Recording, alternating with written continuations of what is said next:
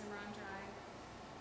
At approximately 3:30 in the morning on Sunday the 13th, I woke up to use the restroom and I stepped out of my bed and my feet were wet and I panicked. And I looked outside the slider and I saw just water gushing in through the slider and the whole backyard was under muddy water. So I rushed out to the block wall. First I wasn't sure where the water was coming from, and since the yard was wet, I checked the pool was fine, I checked the hoses were off, and then I saw that the water was coming through the block wall, the back of the property, and I looked over and the irrigation ditch was overflowing. It was dark, so I couldn't really see what the problem was. I looked under the trampoline, which is buried, and it was all the way full with water. So I panicked, I went and moved my musical instruments, I ran out, I woke up the neighbor to the west. They woke up right away. They said to call the police.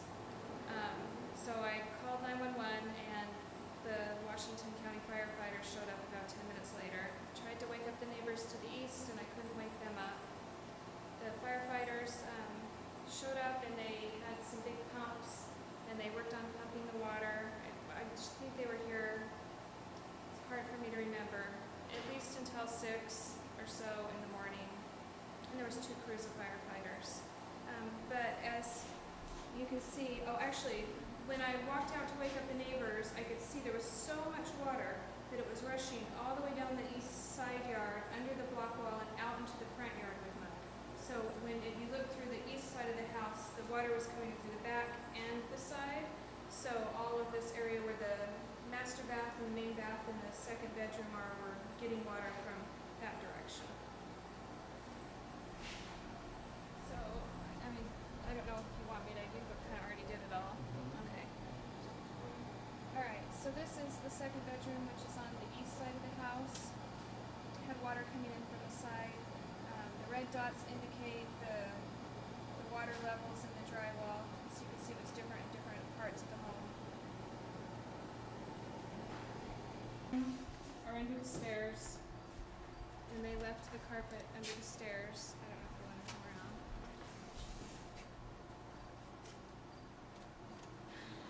As the water came in through the kitchen, it drained into the garage, through the laundry room,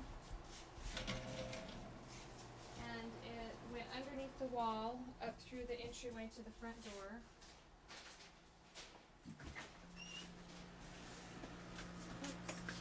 It went about 2 or 3 feet into the garage and then drained out to the left through the door next to the water heaters. We did lose some electrical to the house that we haven't been able to get back.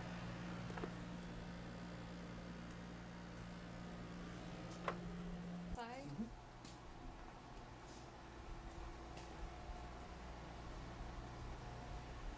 Before the firefighters arrived, the next door neighbor, Lana Williams, jumped over her back fence and found an obstruction in the irrigation ditch. I'll show you where it was located.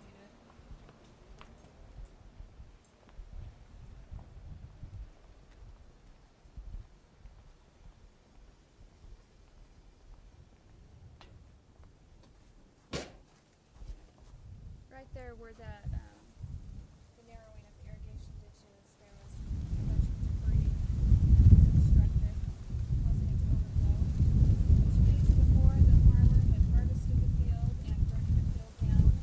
And I know that they supervised the burn and that someone was right here on the edge while they were burning it, but I don't know why they wouldn't check or remove any debris that was related to harvesting the field when they were here.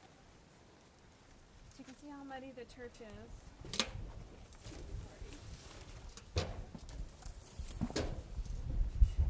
We did have the pool covered, but the pool did get some mud in it, not too bad.